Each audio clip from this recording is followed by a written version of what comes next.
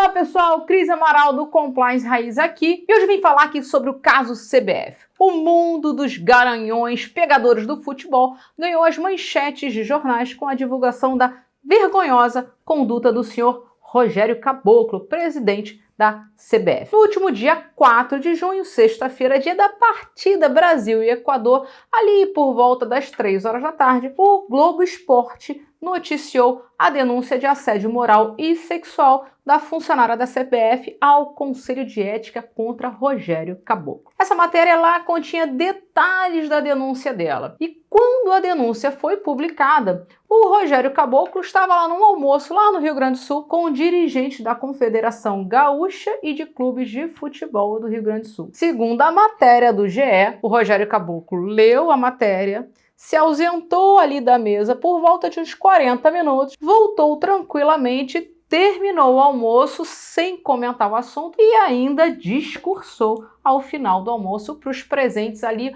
quando todo mundo já sabia o que estava rolando na internet. Nesse mesmo dia, com a tranquilidade e frieza de quem se considera acima do bem e do mal, e ignorando as sugestões de se manter longe das câmeras e dos holofotes, ele foi lá todo pomposo assistir ao jogo no estádio do Beira-Rio. Apareceu para as câmeras, discursou, conversou com os jogadores, entrou no vestiário, inclusive para discursar para os jogadores que aparentemente queriam mesmo era dar uma bicuda nele. Depois do jogo ele chamou uma reunião com a diretoria da CBF, mas ninguém atendeu a convocação. Até aí parece até, olha que postura bacana do pessoal da CBF, Tava todo mundo já estupefato pela atitude dele. Será? Acho que não foi bem assim, não. Bem, o que eu narrei até aqui aconteceu no dia 4 de junho. Só que essa história, começou bem antes, em abril, mais precisamente no dia 9 de abril. Isso mesmo, 2 meses antes, a funcionária, secretária e vítima do Rogério Caboclo se afastou de suas funções na CBF, alegando motivos de saúde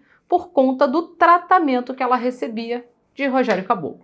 Ou seja, o que explodiu nos noticiários agora em junho já rodava nos corredores da CBF desde abril. E segundo a denúncia, essa não foi uma novidade anunciada, tá? Segundo a própria vítima, as atitudes inapropriadas de Caboclo não aconteciam somente em momentos sem plateia, não. Na denúncia, a secretária de Rogério relata que os comentários constrangedores e abusivos do Rogério Caboclo aconteciam também diante da presença de diversos outros diretores da CBF. Ou seja, o jeitinho de ser e de agir de Rogério Caboclo já era bem conhecido ali dentro por muita gente graúda dentro da CBF. Aí fica a pergunta, por que a CBF deixou a coisa tomar essa proporção se todo mundo ali já conhecia o jeitinho de ser e de agir do Rogerinho Caboclo? Aí, diante ali do afastamento da secretária por motivos de saúde, o Rogério Caboclo também saiu alegando férias.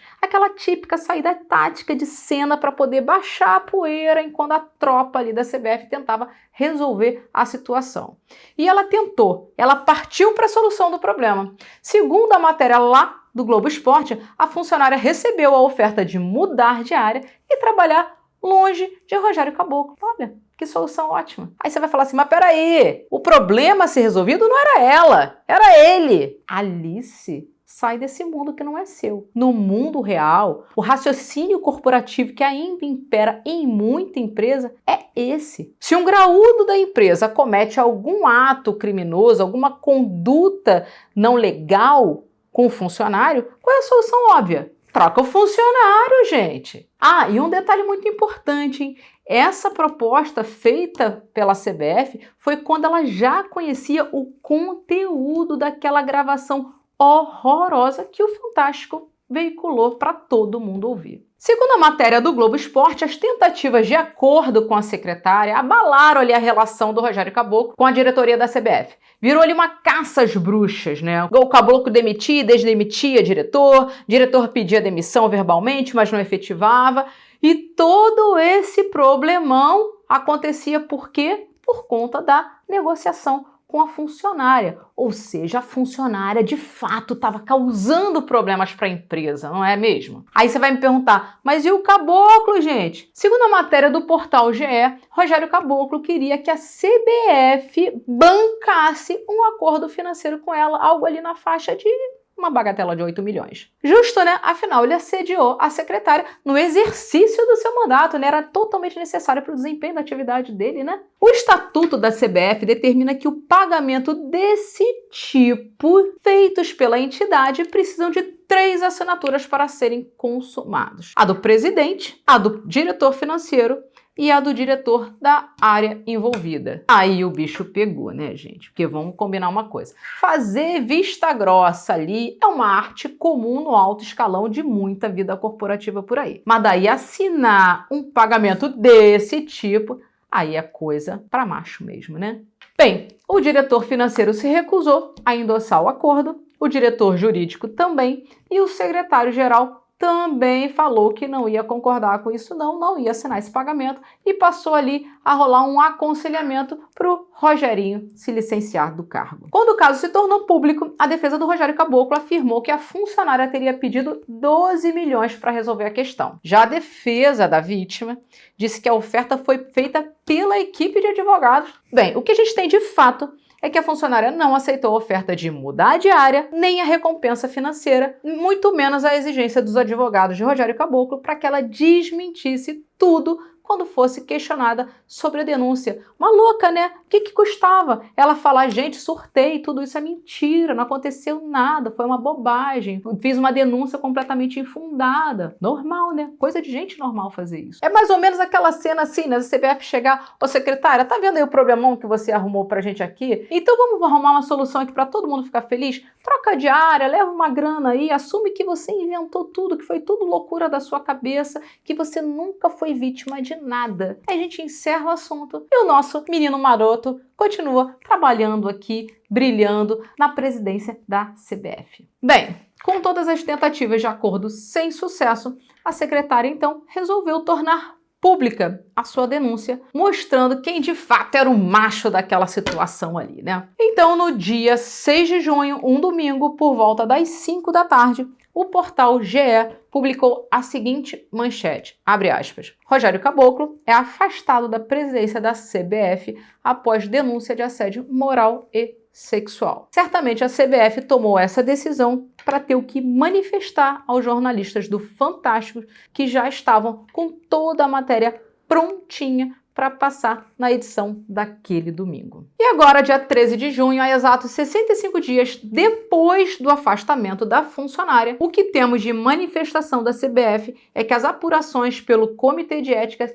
se iniciarão no dia 14 de junho e que o senhor Rogério Caboclo terá que se manifestar nos próximos dias. Segundo o Comitê de Ética e Conduta do Futebol Brasileiro, a punição pode ir de multa, suspensão por até 10 anos, prestação de serviço e pode até culminar no banimento do futebol. O código também prevê que as apurações desse tipo ocorrerão em absoluto sigilo, o que é absolutamente razoável. Historicamente, a CBF teve um presidente preso, outro banido pela FIFA e outro que renunciou em meio a investigações de corrupção. E agora, mais um envolvido num escândalo de assédio moral e sexual. O que nós, profissionais de compliance, devemos tirar aí de ensinamento de todo esse caso que está repercutindo com a CBF? Primeiro, por que as tentativas de solução desses relatos nos canais confidenciais sempre são focados em acalmar a vítima? Segundo, por que o afastamento e a apuração do Comitê de Ética começou só depois da divulgação pública da denúncia? Por que esperaram esse caso tomar essa proporção se já era sabido que alguma coisa de errado estava acontecendo ali? Uma outra coisa que a gente tem que considerar e questionar nos comitês de ética que a gente participe é o seguinte: se o envolvido na denúncia fosse um coordenador, fosse um gerente ou qualquer liderança ali de um nível hierárquico diferente do presidente ou do alto escalão, será que a proposta da empresa seria a mesma? Será que a CBF ia tentar acalmar a funcionária ali com um retorno financeiro? Uma outra pergunta que a gente pode fazer é por que o trabalho de conscientização da cultura de compliance na empresa é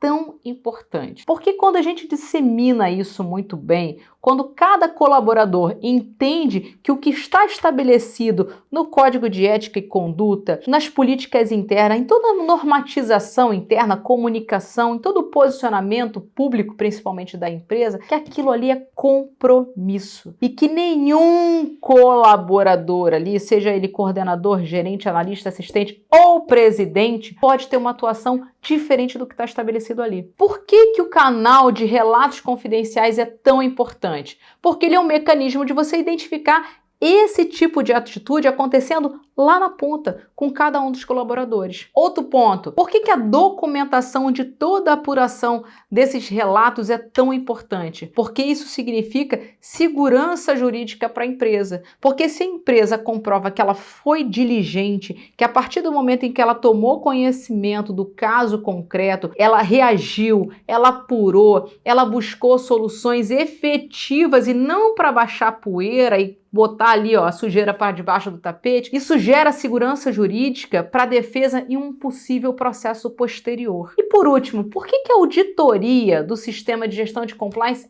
é tão importante? Porque é ela que vai chancelar que todo esse trabalho aqui foi feito bonitinho. Então, uma auditoria bem feita no sistema de gestão de compliance da CBF vai questionar por que o Comitê de Ética só reagiu depois que a denúncia foi tornada pública, e não lá no momento em que ela tomou conhecimento pelo afastamento da colaboradora, alegando problemas de saúde por conta do tratamento indevido que ela estava recebendo do presidente. Então o que a gente tem que ter em mente é que nós, profissionais de compliance, talvez tenhamos algumas frustrações como essa na empresa. A gente não conseguir tratar um relato da maneira mais ética possível ou da melhor forma que a gente considera. Por último, o que eu quero deixar de reflexão aqui é que nós, profissionais de compliance, certamente vamos passar por alguns momentos de frustração como esse, de a gente não conseguir conduzir uma apuração de um relato como esse, como a gente entende ser a maneira mais correta. E tem muitas outras coisas envolvidas e a gente não pode esquecer disso. Essa que é a verdade, o mundo real é assim. Mas não desanima não, porque a partir do momento em que a gente encoraja colaboradores a fazer essas denúncias, a fazer relatos de condutas indevidas, a repercussão negativa desses casos, o impacto na reputação dessas empresas, a cobrança da sociedade é que vai fazer com que a roda da melhoria contínua não pare. São nossos pequenos passos que vão gerar resultado no futuro. Então, se você ainda não conseguiu todo o comprometimento da alta administração, mas os colaboradores estão comprados no programa de compliance, fica feliz. Teu trabalho vai gerar resultado. Então vamos acompanhando os próximos passos de como a CBF vai conduzir o desfecho desse caso vergonhoso envolvendo o seu presidente. E havendo novidades relevantes, eu volto aqui para a gente conversar um pouquinho mais sobre esse caso. E se você gostou desse vídeo, dá o seu like aqui, compartilha com aquele seu amigo e a gente se vê na próxima.